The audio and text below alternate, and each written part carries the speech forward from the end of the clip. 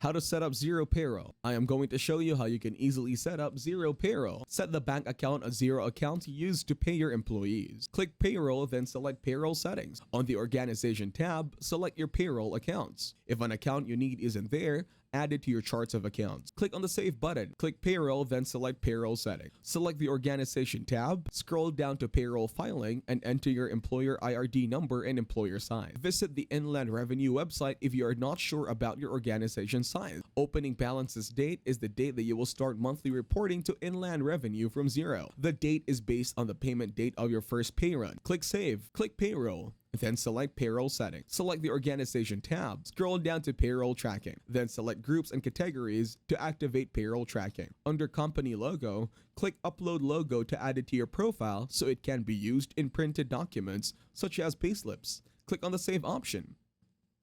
Thanks for watching, leave a like and subscribe.